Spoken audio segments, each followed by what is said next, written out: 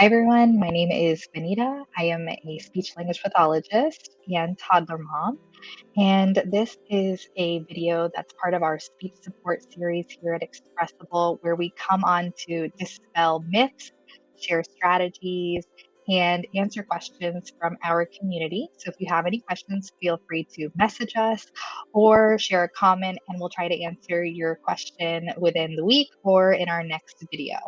So I had a video planned for today and decided to take a different direction because the Center for Disease Control actually released their new communication and language development milestones.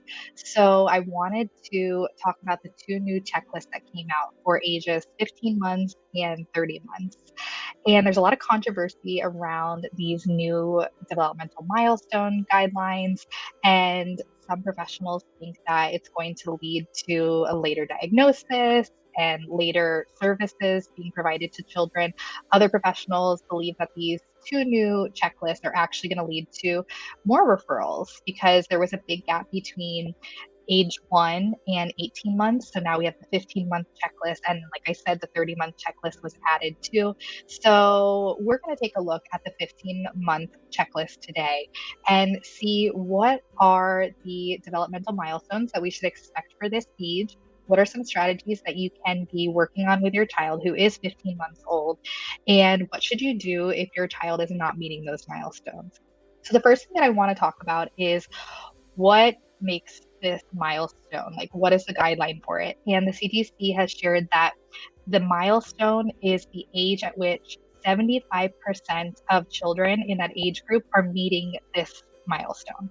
So if we're looking at 15 months of age and the language and communication milestones, we should expect that children develop their first words around a year, but by 15 months, so 3 months later, they should have more than two words that they have communicated, like mama and dada. They should be saying other words besides those two, like for ball or duh for dog.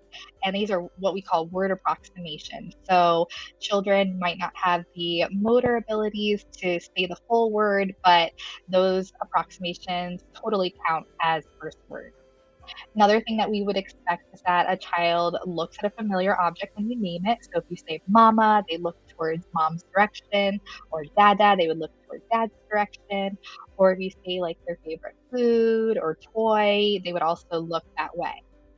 They also should be following directions given a gesture and words. So if you point to a toy and say, give it to me, then your child would give it to you. And then the last thing that we should be expecting is that a child points to ask for help or for you to name something or if they want something. So they should be pointing by 15 months of age.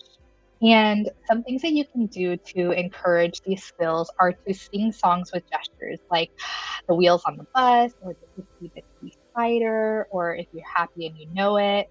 These are great songs because they incorporate gestures, and you want to see if your child tries to imitate the gestures or some of the words when you're singing them. And it's going to take a lot of repetitions. So you might feel like a broken record, but definitely just keep introducing those songs and those gestures, and your child will soon catch on. And then you want to continue to talk, read, and sing to your child and tell them the names of things throughout your day. So if you walk into their bedroom, you might say on when you turn the light on, you might say bed when it's time to go to bed. And it's important to keep these phrases very short, so 1 to 2 words, because that will help the child say those words easier. And then you can also teach simple gestures and signs. So actually in the last video that we broadcasted, we talked about some of the early gestures and signs that you can teach your child. And then I also encouraged you to follow deaf individuals and their accounts for more information. But some of these early gestures and signs include hi and bye, more, eat, all done, and others. And the research tells us that it does not hinder natural speech development and it actually might improve it. And like I said, if you want to learn more, definitely check out our last video. And another thing that you can do is to pretend talk with your child's toys or figurines. So if you have like a lion and an elephant, you could have the lion roar at the elephant and the elephant go "Brrr" to the lion. And you could have a doll say things like thank you and hi and bye and see if your child starts to imitate that. And finally, if your child likes to blow bubbles, you can blow them and let your child pop them and say words like pop, pop, pop. Oh, wow. These actually count as first words, believe it or not, these exclamations. And sometimes kids catch on to these a lot faster than other words because there's an emotional component. They're exciting to say and they're easier to say. So definitely incorporate those exclamatory words too. And then finally, don't wait. Early intervention is super important. We know this from research. So that's birth to age 3. If you feel like your child is not meeting the milestones on these checklists from the CDC, then definitely ask your pediatrician for a referral to a specialist. In this case, it would be a speech language pathologist. And then also call your state or your territory's early intervention program to find out if your child can get services. And you can find these services at cdc.gov/findEI. If you have any questions about that or you want the link, let me know in the comments and we will definitely try to share that with you. I hope that you found that helpful.